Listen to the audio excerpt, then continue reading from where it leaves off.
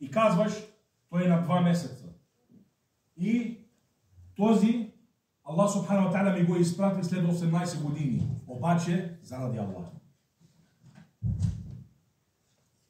Каква сила трябва да имаш в сърцето, за да може да дадеш и себе си, и твоите деца, и твоя дом, ефтино заради Аллах Субхану.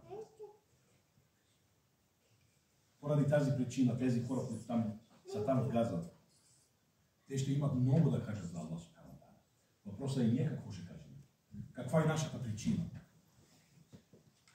Какво не можем да направим? Какво ще кажем? Имах работа? Ние сме отговорни. Ние сме един умет. Това, което става там, става на нашите братя и сестри, мусулмани. Аллах Субхану ва Та'аля ще ни пита за това нещо. Какво си направил за твоите братя и сестри? Какво ще кажеш? Ти като мусулманин какво ще кажеш? Имах работа? Имах деца? Да, Аллах, това не е извинение. Пред Аллах Субхану ва Та'аля това не е извинение. И ако искаме и мислим, че о, Субханаллах, ние съжаляваме, хората в Газа, Аллах, не ги съжаляват. Не ги съжаляват. Тези хора са шехиди, избрани от Аллах Субхану ва Та'аля едно по едно, с името си. Аллах Субхану ва Та'аля ги прибира. И онзи, който умира, той умира, защото Аллах Субхану ва Та'аля е писал, че той ще умре по това време. Както казва Умар радиаллаху анху, إن لم تمت بالسيف مت بغيره تعددت الأسباب والموت واحد. Ако не умираш от сабията, ще умреш от нещо друго. Причините са много, обаче смъртта е един.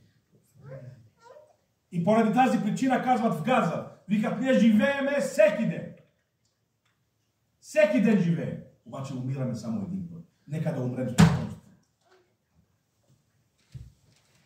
Нека да умрем мъже, мусулмани. Нека да умрем шехиди. И знаем къде ще бъдем при Аллах Субхану ва Та'аля. Колкото да умират като нас.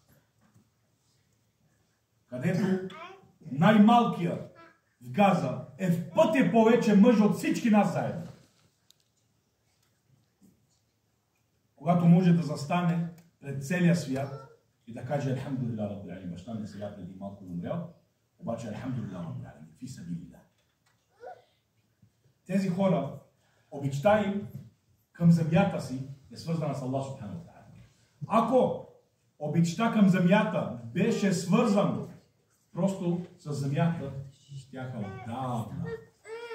отдавна щяха да излизат, да отидат на други държави. Ето виж, около Газа няма нито един еврей. Зная, че това не е моята земя.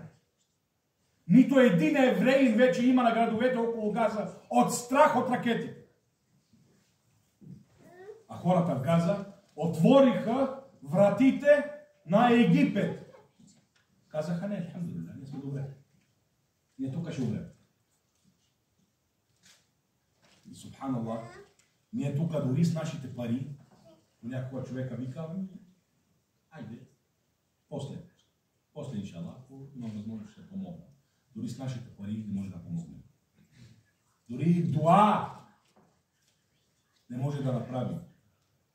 Дори да ги споменаваме за нашите деца и да научим нашите деца какво правят героите и децата в Газа. Дори това не може да направим. Дори да възпитаваме нашите деца, че Палестина е вакъф на всеки мусулманин. Дори това не може да го направим. Горко не. لا حول ولا قوة إلا بالله. И поради тази причина, когато човека говори за Палестина, трябва да говори за своята държава. Трябва да говори, сякаш говори за България или сякаш говори за едно място, където е роден. Когато виждаме тези хора казват, как имат сабър и как имат търпение за всичко това, което изживяват. Трябва ние да научиме себе си за такъв сабър. И просто да разбираме Защо? Да питаме защо. Тези хора защо искат да умрат? Никой няма да иска просто да умре без причина. Защо искат да умрат? Защото сърцата си са свързани с Аллах Субхану ва Та'аля. Не просто с една земя. Земята е земя. Пръст. Дали пръста на България, дали на Палестина, дали на това, той е пръст. Обаче в едно място Аллах Субхану ва Та'аля слага берекет и го прави вакъф на всеки мусулман. И всеки от нас ще бъде попитан какво си направил за твоята земя, о мусулман. Субханаллах, едни от най-трудните неща е когато виждаш кои не дават за помощите да влизат в Газа. Аллах ще да бъде много полезно, ако бяха евреите или циоnisти. Ако те не дадоха за помощите да влизат в Газа, ти най-малко ще кажеш, те си наши врагове. Нормално.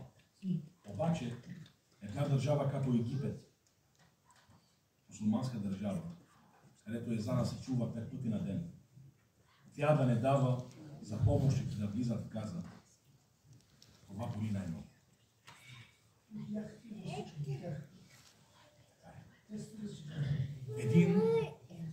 Един философ вика, защо, и мислете върху този въпрос, вика защо нашите улици в Европа са по-чисти от улиците в арабските държави. Обаче техните домове са по-чисти от нашите. Не знам. Той вика, защото знаят, че тяхната земя или държавата, в която живеят, не е тяхна. И знаят, че тази държава е собственост на някой друг. Обаче дома си знаят, че това е тяхната собственост. И го почистват. Това го виждаш много в арабските държави. Ако има някой пуши или някой, например, има някакви буклуци или така, той просто твърди където и да е. Защото той знае, това не е моята държава. Дори аз да съм роден тук, и баща ми и майка ми да са от тук, тази земя е управлявана от други хора. Не е управлявана от нас, мусулмани, е управлявана от други. Поради тази причина няма да обръщам внимание на тази държава и на това място. За това, братя и сестри, какво може да направи? Едно нещо. Първото нещо е да, както казахме, да направим дуа. Това е длъжност на всеки мусулман. Да направи дуа всеки ден. Всяко сежде, ако можеш, прави дуа. След всеки намаз прави дуа за нашите брата и сестри. Навсякъде, не само в Палестина. Второто нещо, бойкот на всички неща, американски и еврейски, яни израелски. Както казах, не мразя нищо повече от да видя един ходжа или един водещ на мусулманите или един човек мусулманин с знание да носи Кока-кола и да пие пред всички други. Една фирма, която помага с убиването на нашите брати и сестри. Макдоналдс. Абсурд. Войниците в Газа, те ядат просто Макдоналдс. Това е. Нищо друго. Идва Макдоналдс, всичко безплатно, заповядайте. Убивайте повече хора. Разбира се. Разбира се. Зара. За дрехи. По същия начин. Ще намерите хиляди такива. И на моя Фейсбук тази вечер аз ще споделя едно приложение, което се казва No Thanks. Приложение No Thanks. Ново приложение, което е дошло преди само 3-4 дни. Където има by serial number.